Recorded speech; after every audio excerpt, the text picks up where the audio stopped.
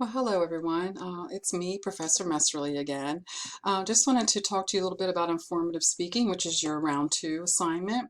I'm going to attach this recording of myself to your lesson 2 and try and give you a little bit. I think if you see some of the slides, it'll help you put it into place.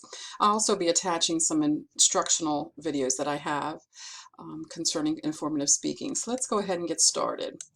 So your informative speech, the types of speeches that are informative, I'm going to talk about that. I'm going to go over how to choose a topic and a specific purpose for your informative speech. Materials, where you can gather materials to support and back up your speech, and then the parts of the speech. I'll go over the body first, the beginning, and then the ending, and then show you some speaking notes to help you.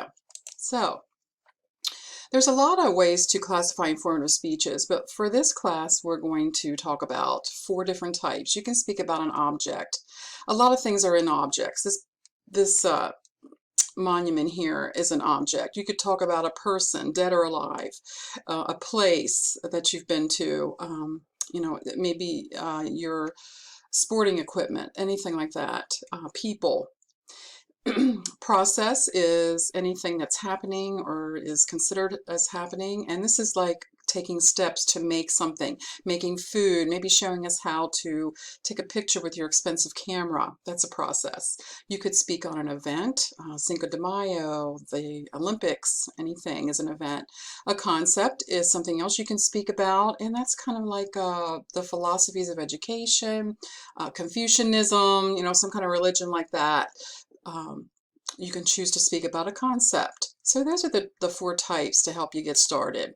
Now, how do you choose a topic? Well, brainstorming is pretty easy. You just start jotting things down. People, places, things. Make a list. Maybe under people, you could put your favorite coach or your favorite actor or actress, and then just start breaking it down. And that will help you come up with a topic. There's also ways you can think of, maybe you have a part-time job that you really enjoy and you want to talk about that, or a place that you have been. So after you come up with a topic, then you have to get specific on what you want to talk about that topic. A specific purpose statement tells what you hope to say in your speech and what you want the audience to know.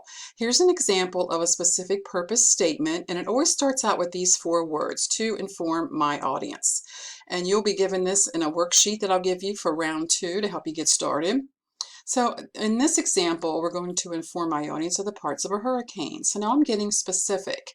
So now my main points of this speech will be the different parts of a hurricane. Now here's just a slide on a few topics that might help you brainstorm. If you can't find anything from here, if you get on Sakai under resources, there is a document called Informative Speech Topics that you can look at. Okay, now what do? You know your topic, you know specifically what you want to say, your specific purpose statement. Now, where are you going to get materials? Well, you need to start with your own knowledge. We speak best about things that we know the most about. So start with your knowledge and your personal experience about your topic. And then, of course, you can always get on the internet. You can go to the library. I don't know how open the library is right now on campus, if a lot of you are actual Shepherd students, but there is a lot of resources at the library. The whole top floor of the Shepherd Library is the reference area. You can interview someone. That could be a material to use. You can interview, again, your coach, maybe your grandparent, someone you work with, your boss can help you get materials. All of these things, and the more you have, the better. Okay, now the body of your speech. Real quick, there are 3 parts. You have your main points, your subpoints or supporting materials, and connective words. Now, I've already gone over pretty much. Once you come up with your topic and your purpose, then you're going to figure out what do you want to talk about. You want to choose between about at least 2 main points, no more than 5. Right? Usually speeches have about 3 or 4. And then once you come up with your main points, you have to find your supporting materials through those interviews, your personal knowledge, the internet, and then connective words is the next part. Now you can put your main points in different orders. Sometimes it's hard to figure out how to order your main points. This topic is about esports, and this is going in chronological order because it's starting in the 80s, going to the 90s, the 2000s, and so on. You wouldn't want to start your speech in the middle here because it would be too confusing to your audience. Our goal when we speak to speak in public is to make it as simple and understandable as quick as possible, because audience's attention span, just like you know, when you've had to listen to things or listening to this even, your attention span just goes off. Okay, spatial order is going in some kind of direction. So here we're talking about that hurricane again. So we're talking about the eye, around the eye wall, and around the eye wall, large bands of clouds. So we're going in some kind of direction, front to back, up to down, north to west, something like that. And that helps you know what order to put your main points in. I'm going to go follow some kind of space, some kind of direction. The third way to order your main points in an informative speech is topical, and that's just listing the main points in a logical order. They don't go in chronological or spatial. This particular example is about the accomplishments of someone. Okay, some tips. Keep your main points separate. Again, try and don't combine two main points together. That will confuse your audience. Balance the time devoted to each main point. Don't spend 85% on one main point and then just a little bit of time on the rest. You'll learn more about all of this when you read the text and you look at my other instructional videos. Okay, here's your supporting materials. Okay, you've interviewed, you've looked at the internet. So here's where you actually use your examples and statistics and testimony. These are different examples of supporting materials. An example could be, you could actually say, for example, I did this at my job. For example, somebody said this in an article I read. Statistic is, again, that deals with numbers, and you might want to show a slide. Okay, testimony is maybe quoting someone.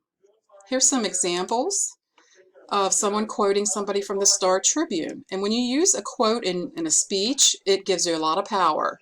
So the more examples you have, whatever they are, the better. Now, the last part of the body of your speech are connective words. Now, I don't care what kind of connective words you use. I just want to hear them in your speeches. All right, so here's an example of what is called a transition. I have spoken so far of, but it was his work. All these little words underlined are connective words. You use connective words in your everyday conversations. I want to hear them in your speeches, okay? So make sure you have connective words. If you just stand up there and go from one main point to the other, you're going to sound like a robot. So use connective words. Here's an example of what they call a preview, first, second. Now, after you come up with the body of your speech, you need to work on that first. Then you come up with...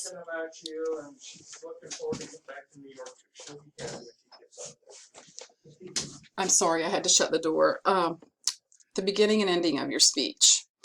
Now, the beginning of your speech, there are 4 things you need to do in what we call the introduction. You need to gain attention, state your topic, establish credibility, and preview your main points. Now, gaining attention is, there's different ways you can do that. You can begin with a quote. The easiest way for beginning speakers to gain attention is to question the audience. That's just like a rhetorical question. For example, have you ever lost sleep studying for an exam, staying up all night? Maybe your topic is speech or sleep deprivation. That's an example. But you could use any of these things. Next, you need to state your credibility.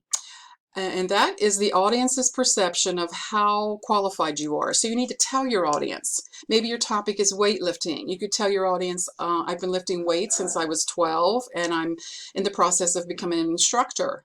And that's your credibility. That proves to them that you have knowledge of the topic. Now, your credibility does not have to be experience. It can be research.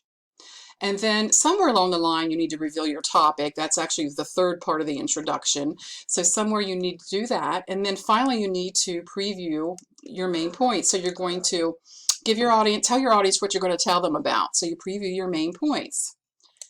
Now, the conclusion, there's 2 things you need to do. Signal the end of the speech by saying the words in conclusion or in summary, and then recap those main points again. Today, I've talked to you about the 3 parts of a hurricane. Okay. Now, this is just an example of some slides. I don't want you to write out your speech on a big, long piece of paper because I'm afraid you will end up reading from it. And when you read your speech, it's going to affect your voice and your eye contact. So I want you to use as little notes as possible. Obviously, I can't see your notes, but this is an example of somebody from my face-to-face class a couple semesters ago, I guess. And Excuse me, my dog. Nobody knows how to keep quiet when Messerly's given a recording. Okay, so I usually tell my students no more than 5 note cards. Use one for your introduction, one for your conclusion, and the rest for your body. Put in there keywords to help jog your memory. Notice how these are color-coded. Change my slide if I'm using slides. Transition words, notes to yourself about slowing down, maybe eye contact. Okay, so these are just some examples. This is in chapter 11, talking about note-taking. So